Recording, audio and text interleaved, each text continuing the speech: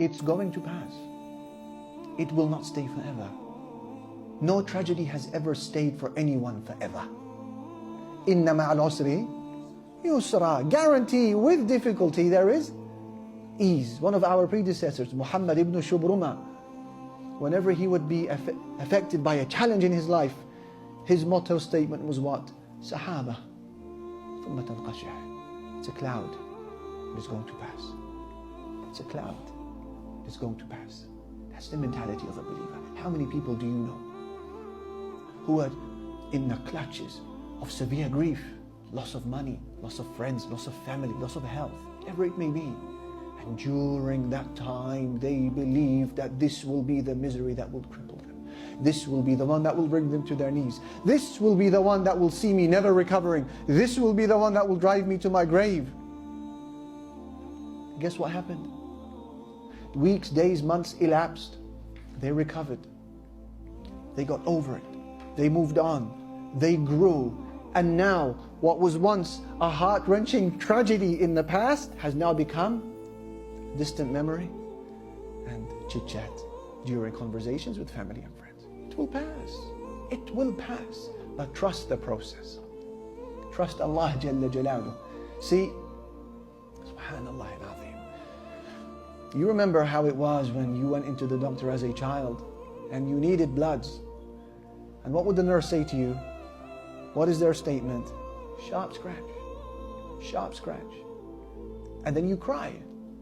And then about 2-3 seconds later, the pain goes. What does the nurse say? See, we're done. It's finished. It's done. So you hug your parent and you cry, Alhamdulillah, it's finished.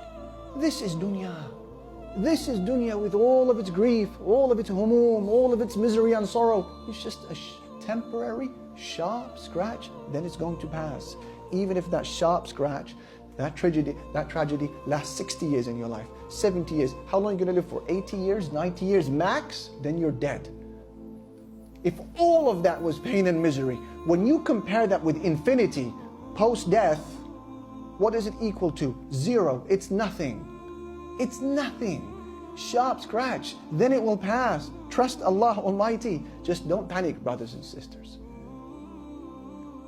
You know, again, when our parents used to launch us as kids into the sky, and they used to see the look in our faces, it was like terror, right? You can't breathe for a split second.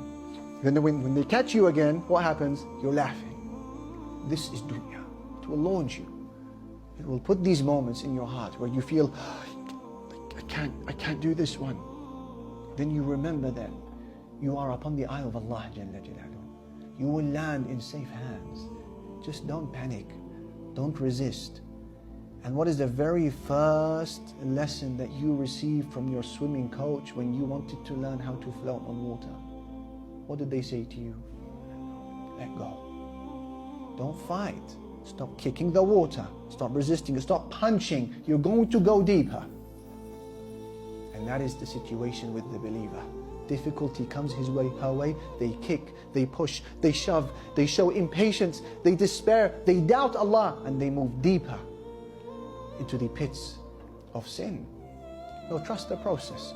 Don't panic. But man, by his nature, he can't help it. Why? Innal insana khuliqa halu'a. Allah said, man by his nature was created anxious. إِذَا مَسَّهُ الشَّرُّ جَزُوعًا. When evil touches him, he's impatient, panics.